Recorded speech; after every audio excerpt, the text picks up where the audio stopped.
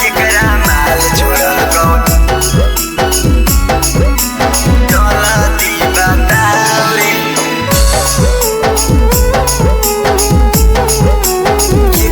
केकरा माल छोड़ल कौन जल्दी बताओ रे।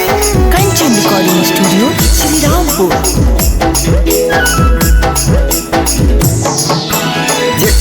जकरा गांजा पीना हो झीलम के धारा रे। जकरा गांजा पीना हो झीलम के धारा रे।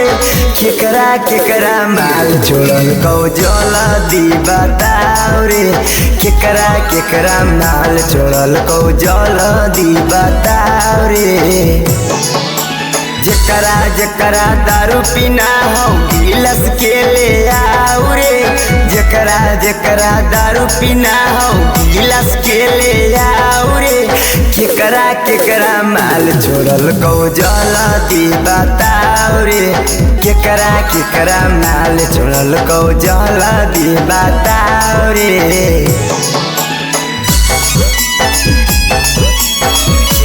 केकरा माल छोड़ल कौ माल छोड़ल कौ जल्दी बताओ रे। मिक्स बाय नीरज भाई। केकरा माल छोड़ल कौ जल्दी बताओ रे।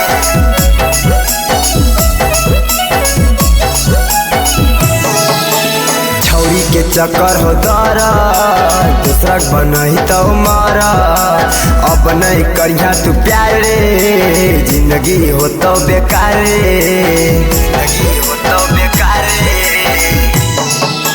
छौरी के चक्कर हो दर दूसरा बनही तो मर।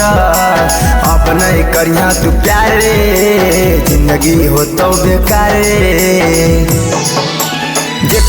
जकरा सिगरेट पीना हो लाइटर से धराओ रे। जकरा सिगरेट पीना हो लाइटर से धराओ रे। केकरा माल छोड़ल कौ जल्दी बताओ रे। केकरा माल छोड़ल कौ जल्दी बताओ रे।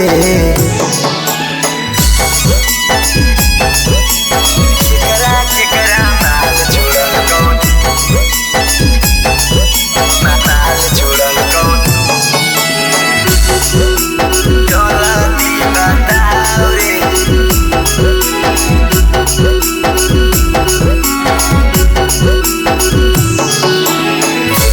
केकरा माल छोड़ल कौ जल्दी बताओ रे।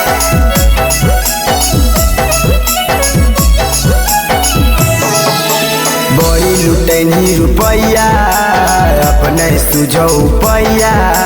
कमलेश बिहारी जे दे तो लब वाला छोड़ के दवैया।